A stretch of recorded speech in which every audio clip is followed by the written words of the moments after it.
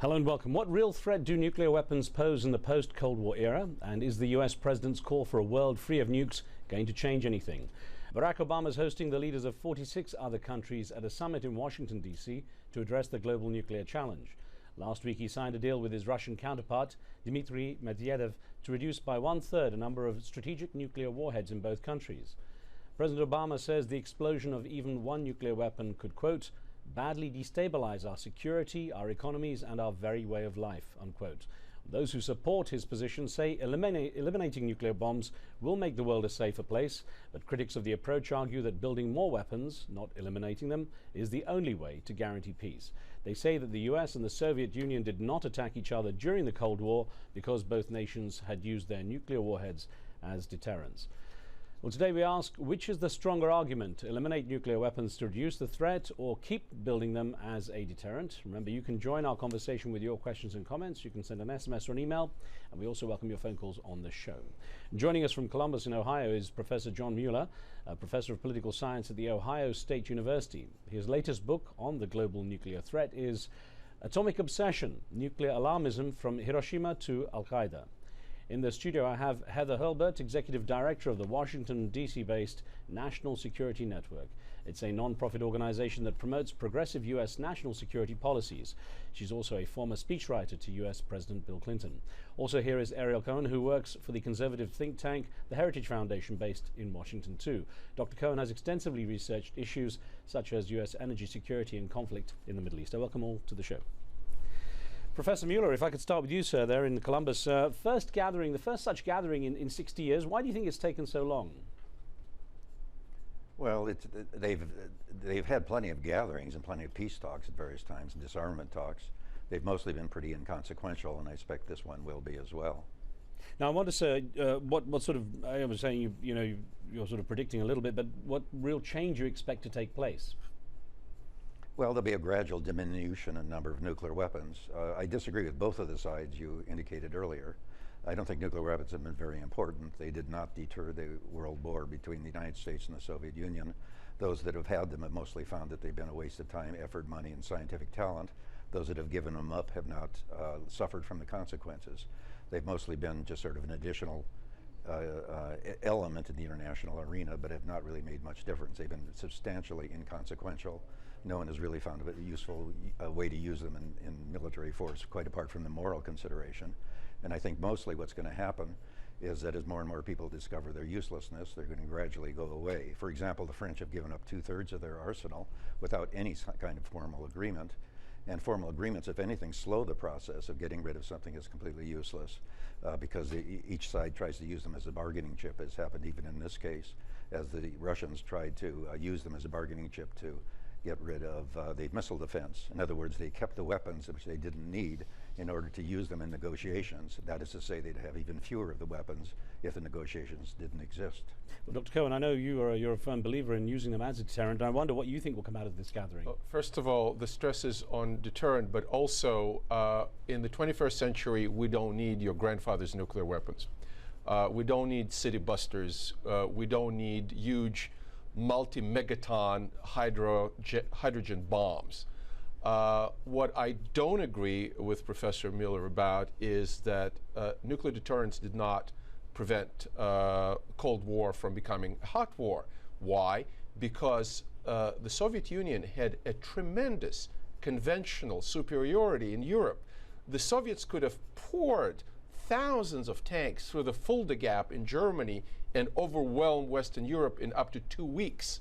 We said, the United States, that as long as the Soviets know that a conventional war will be escalated by us to a nuclear war, it gave the Russians, the Soviets, a pause, even to a dictator such as Joseph Stalin or to Nikita Khrushchev and Leonid Brezhnev. They never dared us. The question in the 21st century is when people are committed not just from geopolitical considerations, but maybe from what we in the West consider irrational considerations of extremism on the religious base or whatever, would they be deterred as much as the Soviets were deterred in the Cold War. Just looking at the situation between Russia and America, I know you believe that there hasn't been a full reset of the Russian-American relationship. And I wonder if this summit is a chance to reset things where America doesn't really see Russia as an enemy anymore, but you believe that Russia still sees America as an issue. Well, I scored through Russian writings and statements, and do believe that many in Russia, and important lobbies like a nuclear lobby or military-industrial complex, have a vested interest in seeing the United States as главный противник, the chief adversary, the main adversary. And the Russian military and the Russian leaders, Putin, Medvedev, and others, are saying we are relying and will continue to rely on nuclear weapons, and it's understandable because Russian economy is maybe 1/8 of the U.S. economy. Conventionally, they're much weaker than we are, so they like their nuclear weapons. And the question arises in the START treaty when the Russians are saying, yes, but we're not really committed because if you build missile defense, we will pull out of the treaty. What kind of conditional marriage is that? Well, looking at the gathering, Heather Hilbert, I wonder, with nearly 50 nations attending here, what do you expect to come out of this summit? What will they get out of this? This idea of locking down nuclear materials within 4 years, having some accountability, do you expect that really to happen? Well, to go back to your original premise, the interesting thing about nuclear weapons is that the longer states have them, the more they tend to grow to dislike them. And what's fascinating about the Cold War history is that it was actually a Republican president and a Soviet leader who first broached the idea for superpowers of disarmament, and who made the most significant cuts that have ever been made to date, despite an atmosphere of mistrust that, of course, was much greater than even what Ariel's describing now. So while one might wish that Professor Mueller's view were true, in fact, what you see is countries that have them for a long time start to see that they're not really so useful, they're an enormous expense, they're rather dangerous to safeguard, yet countries that don't have them, and chief for our purposes non-state actors that don't have them, they seem rather seductive. And what this summit is primarily about is saying, wait, there are non-state actors who aren't deterrable by conventional means, who don't have a territory so you can't go and find them after they launch a weapon or threaten to launch a weapon. And everyone who has weapons or materials or nuclear power facilities has a shared interest in safeguarding those materials, and some tangible commitments toward that are what I expect to come out of the summit. Sorry, quickly, just I was going to ask Heather Hilbert, what is the use of having this gathering without North Korea, without having Iran, without having Syria there? Well, if we'd had better safeguards in place, frankly, we wouldn't have to worry about North Korea now. We wouldn't have to worry about Iran now. So the first job is don't let any more horses out of the barn, if you will. Don't make it possible again for what happened in North Korea and Iran to happen. Build a global consensus that says it's really in everyone's interest to make sure this doesn't happen again. And then you can start to think about how do we deal, or it's in parallel with how you think about how we deal with the horses that are already out of the barn, as it were. Okay. Riz, but if I just may, real quick, everybody is in favor of non-proliferation and preventing, as the previous administration used to say, getting the most dangerous weapons into the hands of most dangerous people. There's no argument about that. What I'm concerned about is what is driving Mr. Obama is this notion of feasibility, a possibility of getting to zero, of getting to the world that has zero nuclear weapons. And ask the Pakistanis, ask the Indians, as the North Koreans, are they ready to get to zero? I was in meetings with Prime Minister Putin where he just scoffed at that idea and said, well, I won't challenge Americans openly, but ha ha ha, of course Mother Russia will protect itself with nuclear weapons. Well, we get a caller in here. I'll just ask you to put your earpiece back in, Dr. Cohen, because we have Moaz on the line from Saudi Arabia. Moaz, what would you like to ask? Well, I just wanted to give my comment regarding the nuclear summit, because I really don't like the timing of it, especially when in the backdrop we find the release of Dr. A.Q. Khan in Pakistan, and at the same time we are finding increased amount of instability coming in from the northwest province, which supplies most of the manpower to the Pakistani army, an institution which happens to be the custodian of the nuclear arsenal. In my humble opinion, I mean, this summit is it has to do more with a country like Pakistan, which is driving towards instability more and more. And Dr. Cohen himself has voiced that concern coming in from the West by highlighting the irrational. concepts, so to speak. No, it's a very, very valid point, sir. Let me ask, if I may ask Professor Mueller to tackle this. Is this conference really particularly focused on certain areas, Iran, for example, and in this case, as our guest is saying from Saudi Arabia, on Pakistan's potential instability? It seems to be focused on nuclear terrorism and on further proliferation, particularly with respect to Iran. Efforts to keep Iran from getting nuclear weapons are fine with me, but what I'm concerned about is this could lead to a military action in which basically tens or even hundreds of thousands of people would die for a worst case scenario fantasy, namely that if they get nuclear weapons, they're going to dominate the Middle East or something like that. Essentially, weapons have not been proved useful for anybody that has had them. But many countries have had them and basically have been able to dominate not much of anything at all. So it seems to me that proliferation is not in major danger, though I'm perfectly happy to approve relatively inexpensive methods to keep it from happening. Okay, I'm going to put a question to you, if I may, Dr. Cohen, that came in from a viewer, and you could address the issues being raised there too, from India, from Sunika, who wrote in saying, global zero wouldn't really be possible because we need nuclear energy for peaceful purposes, and we can never ensure that countries wouldn't use them for other purposes. But isn't there a credible argument for making sure we really do limit how much nuclear material is around and really being cautious about who gets their hands on those? Well, I think that the viewer from India and also the viewer who called from Saudi Arabia are pointing their fingers at real threats, and that is, if you have corrupt states or failing states, and parts of the former Soviet Union, which is my specialty, were in a very precarious situation throughout the 90s and even now, and the US and others had to intervene and extricate amounts of enriched uranium from Georgia, for example, from other places. But to say, like Professor Mueller, with all due respect, is saying that we shouldn't worry about Iran, of course we should worry about Iran. The president of Iran said repeatedly he wants to wipe a member of the United Nations off the map. This is unacceptable rhetoric coming from a country that is busily building what many believe is developing a nuclear weapons program. And to say that we should not concern ourselves meaning not just the West, but also Russia, China, and others, and India and Pakistan. We should not concern ourselves with Iranian regime as it is today, getting this dangerous weapon with the rhetoric. So, political science 101, intentions, capabilities. If you marry the two, you get a real danger. I'm going to ask you to hang on just a second because we have to take a very short break here. When we come back, we'll discuss more of this issue. Don't go away.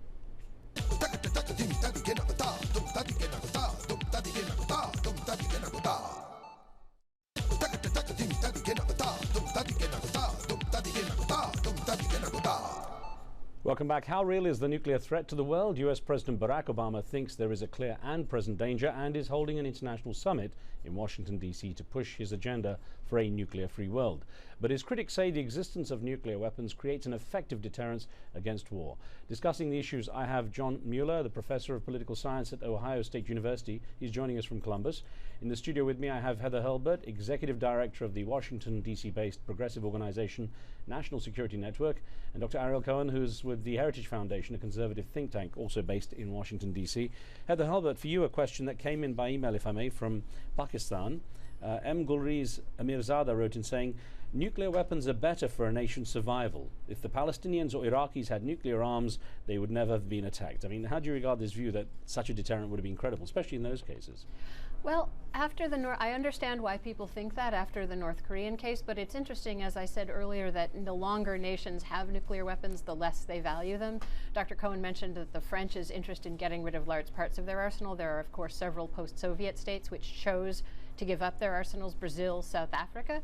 So there is another path which has proven to be more cost affordable and ultimately has made those nations like Brazil, South Africa, Chile, Argentina. Chile just announced that it will send all of its highly enriched uranium out of the country. So that's exactly the reverse path from the one that our caller identified, which has been a path to prosperity, peace, and regional security as well. So nuclear weapons are far from the only path to take. Professor Mueller, I had an email from a viewer as well, if I can put this to you, sir, from Jiwa Wahab, who wrote in saying, nuclear weapons have contributed greatly to world peace. Two nuclear states will never go to war. The only fear comes from nations who had used these weapons before. What's your view on that kind of statement? Well, nuclear states have been constantly challenged, even by non-nuclear states. I mean, Argentina challenged Britain and so forth. The idea that the only thing keeping the Soviets from invading Western Europe through this fantastic Fulda Gap caper was the nuclear weapons, I think, is just wrong. The Soviet Union never had the slightest interest in getting in any kind of direct war in Europe or with the United States, whether it was nuclear or not. They did have a violent ideology which enforced things like revolution and revolutionary civil war, but that had nothing whatever to do with nuclear weapons. If nuclear weapons had never been invented, neither side would have had the slightest So interest in Marshal getting Sokolovsky, who wrote the doctrine of nuclear war fighting, was writing science fiction. Dr. Khan, we'll just just like World War II. Professor, finish and we'll carry on, Professor. Sorry, and I'll get to you in a second, Dr. Khan. Neither side would have been interested in getting any kind of anything that looked remotely like World War II, where the Soviet Union lost 20 million lives. So they were both very stable in that sense, even though there was a distinct contest, particularly in the Third World. But that involves things that have nuclear weapons are completely irrelevant to, namely civil war and revolutionary war and coups. Okay. Well, as a Russia and Soviet specialist, I can say that Marshal Sokolovsky headed the effort that was a published doctrine, not only of fighting a world war, but fighting a world nuclear war. And the Soviet leadership was fully protected in facilities if, God forbid, we had that war. So they would be able to direct a nuclear war effort against the United States. So to say that they never intended to fight it contradicts all the available data. In fact, they expected, unfortunately, both during the Cuban Missile Crisis and in the 1980s, because of Ronald Reagan's rhetoric, to end up in a nuclear war with the United States. Professor, a quick response before I get back to our guest in the studio. Yes, they definitely were worried that the United States would start a war against them. That's not the same as saying they planned a war to start from their end. Okay. Heather Helbert, if I may, a question that came in from a viewer by the name of Abdi Kabir, if I may. There has to be transparency and mutual trust between nuclear powers in order to effectively eliminate nuclear weapons. We all know that Israel is a nuclear power, but it's never been up for discussion. Now, the Israeli Prime Minister Benjamin Netanyahu is not attending, saying he had other commitments. And as our viewer points out, in the case of Israel, there's a strange sort of don't ask, don't tell policy, where people know the country has weapons, but don't really talk too much about them.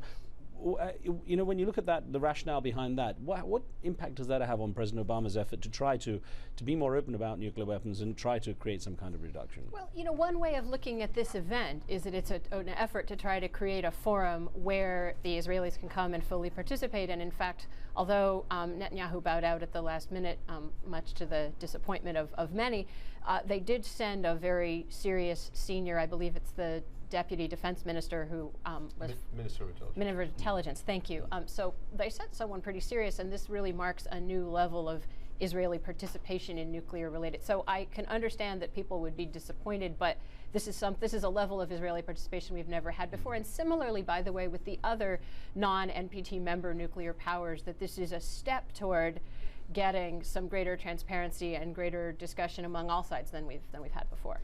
There was very bad blood, bad dynamics between Netanyahu and Obama about, 3 weeks ago when they had that summit.